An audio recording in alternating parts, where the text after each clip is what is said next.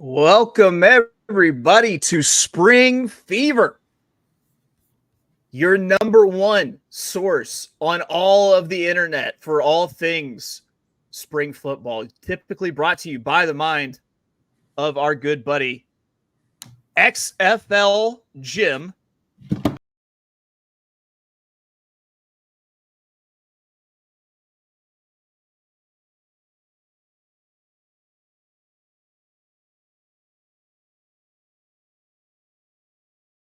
Well, here, go ahead. There's some talented motherfuckers you run across in your lifetime.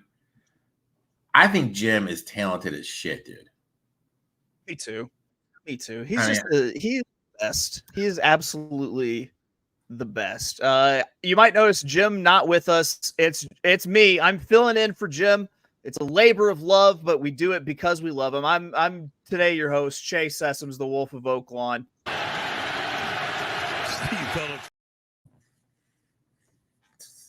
Joined, of course, by the man, the myth, our uncle, Uncle Rico.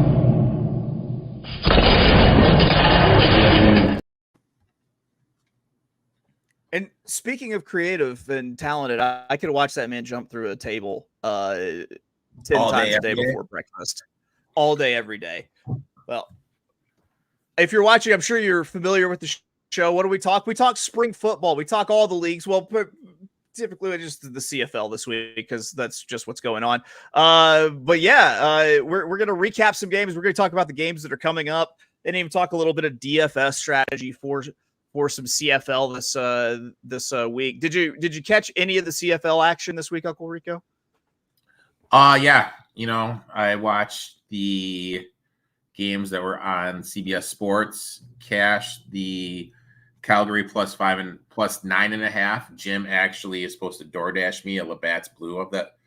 Still waiting for him to DoorDash me a Labatt's Blue because we had a little head-to-head bet and hit our Shane Patterson under. Unfortunately, we hit our Shane Patterson under passing yards. We hit Winnipeg -2.5. I hit Montreal. I hit Calgary +9.5. Was going for the sweep, but unfortunately Hamilton let me down. I lost Hamilton +5.5.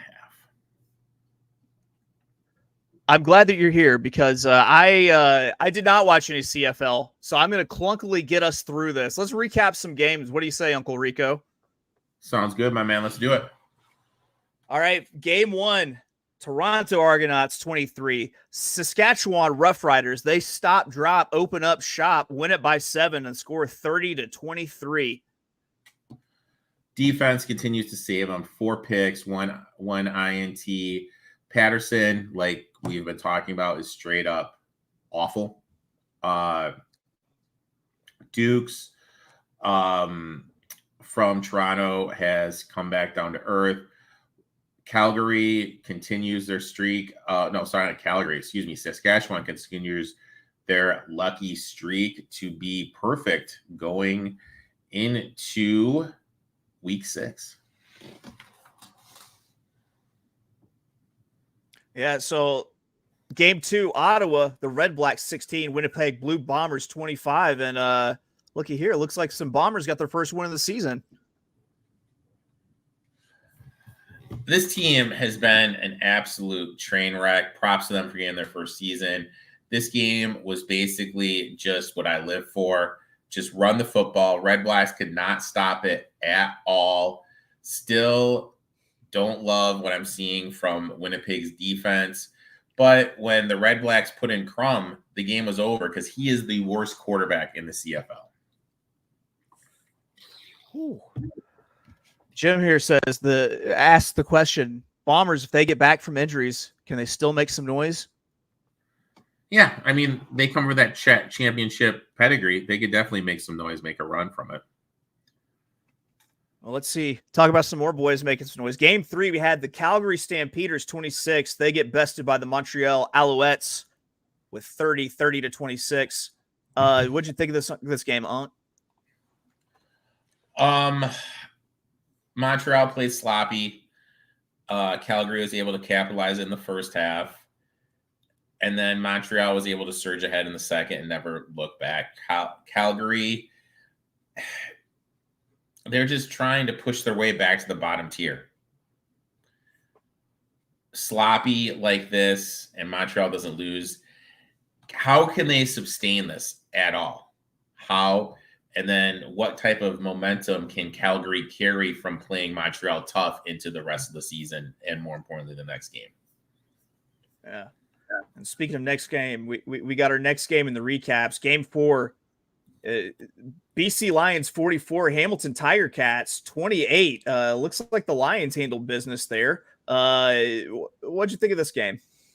Game was really over early. BC took him to the woodshed. Hamilton, very embarrassing effort. BC finally starts scoring in the red zone, and Vernon Adams, he's on pace to be an absolute stud of a season with what his numbers he's putting up. All right, so that recaps our action from week 5, but we've got week 6 to look ahead to. Let's go ahead. Let's take a look at these games. Let's get some bets down for the good people. What do you say, Uncle Rico? Let's do it, my man. Let's do it. Game 1, that's Thursday, tomorrow, July 11th, 6:30. We got Toronto at Montreal. Looks like the Args are a 7-point dog. They're plus 260 on the money line, and total set at 51. I've got Jim's picks here. I'm going to pretend like they're kind of like my picks too, though. So you know what? I'm trying to pull up a stat right now. So why don't you tell Jim's picks? Jim's on the under here, under 51, and he's taking the Alouettes to cover the 7. He's also got a little player prop with passing yards for Cody Fajardo, I believe, or Fajardo maybe. Fajardo. Over 2. Dude. Fajardo. If Jim heard you say that, he'd probably start walking to Little Rock. Yeah, just to beat me down. He's taking the over on the passing yards, 290.5. So this is just a trend type play. What if I were to tell you that teams on a 5-game winning streak the last 20 years in the US in the CFL are 14-28 ATS? And what if I were to tell you the last 20 years teams on a 5-game winning streak on the money line are 17-32?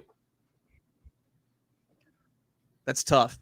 That feels like it's tough to overcome. I'm gonna fade. I'm fading the 5-0 team. I'm taking Toronto here. I'm taking Toronto on the money line and Toronto plus the 7.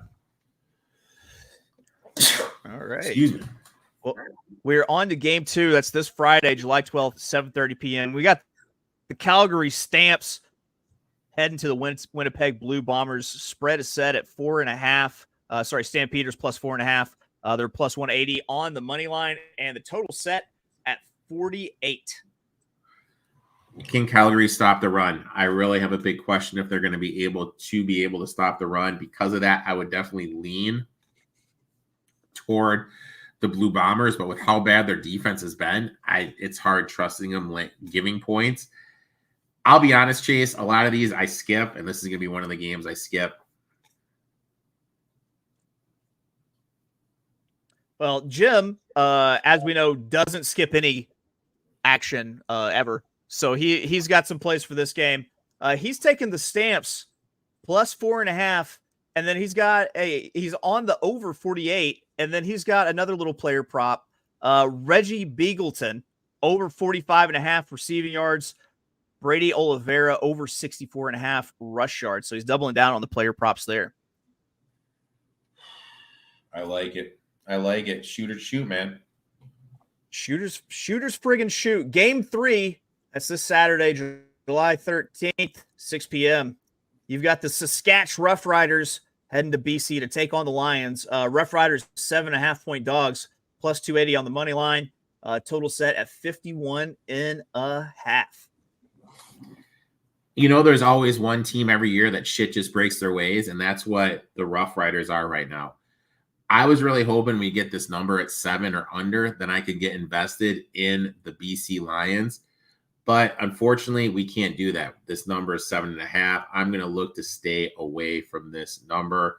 Maybe if the Rough Riders start out early, get up an early touchdown, and I can get a smaller number on BC, I'll look to get invested. But right now, I'm just wiping my hands. I'm staying away, my friend.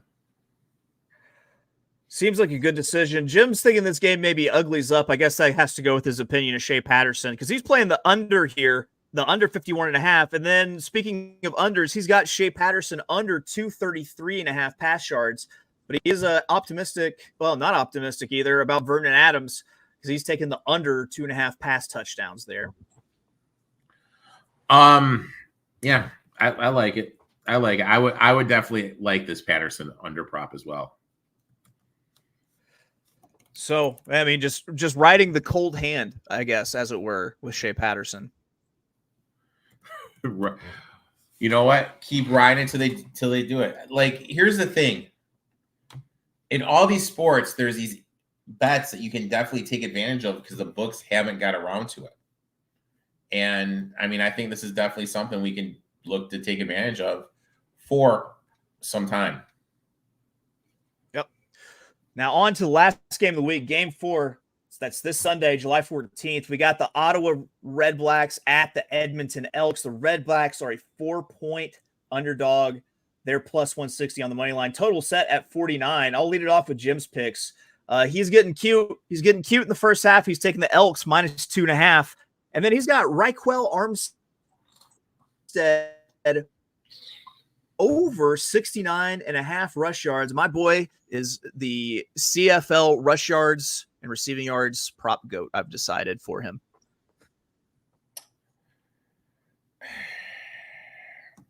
Tough game here. Edmonton is finding ways to lose games. I'm going to paint this picture for you, Chase. Saskatchewan was punting, okay? I am at the Tilted Kilt in Indianapolis, Indiana, and I somehow convinced the bartender to switch the channel to this game. Some people were getting into it. How the Elks were down. Saskatchewan had to punt. A defensive lineman tripped and then rolled into the punter for an unnecessary roughness to extend the drive. And that's how the Elks lost the game. He rolled like a barrel roll into the punter. Funniest thing in the world.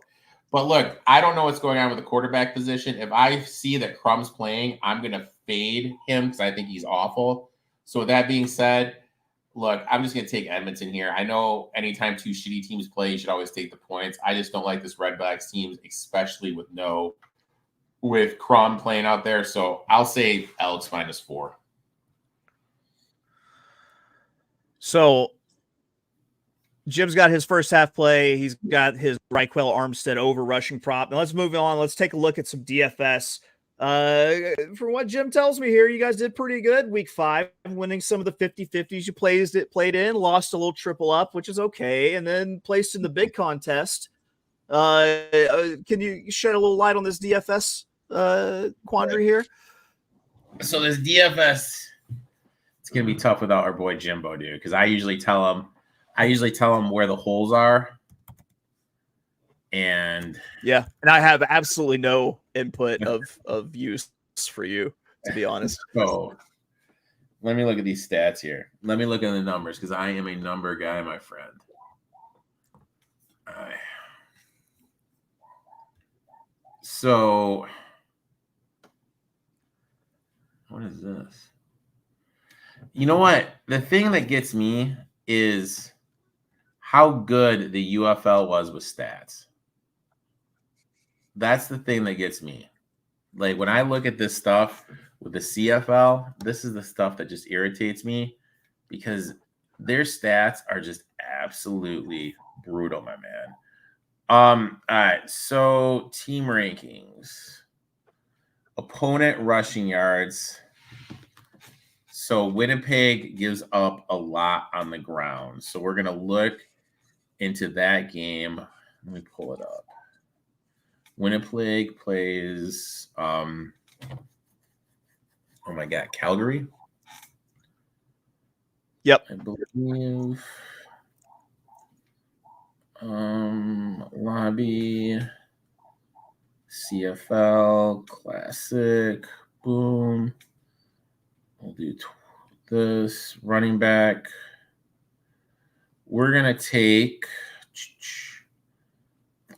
Mills from Calgary as our running back. Quarterback position. We are going to look. I really want to take Adams. I really want to take Adams. But if we do, we're gonna have to pay down at other positions. We're gonna get crazy. We're gonna take Bethel Thompson at the running back position. Jim likes Cody Fajardo at the quarterback position. He likes Oliveira for the Blue Bombers. Wide receiver position.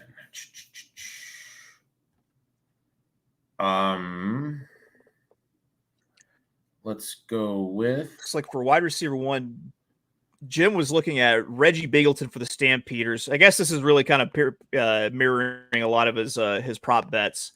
And then for wide receiver 2, he had Dylan Mitchell for the Elks. I like Mitchell for the Elks. Let's put Mitchell in. We'll stack Mitchell with Bethel Thompson. The other wide receiver, who did he like? You said, I'm sorry. Reggie Bigleton for the Stampeders. Brilliant. Yep. But then we're going to have to take Mills out at the running back position. Defense. Let's look at defense because I always like putting defense in. We're gonna pay down for the Elks just because we think Crum is starting. Running back position.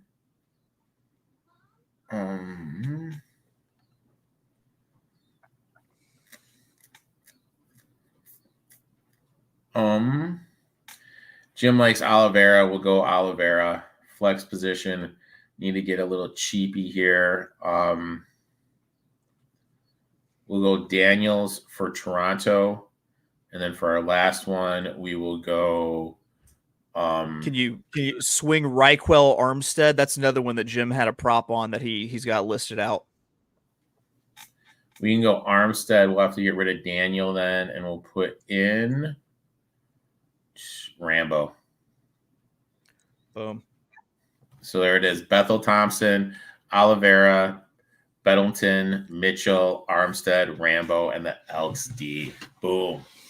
That's what we're rolling with. Look at that.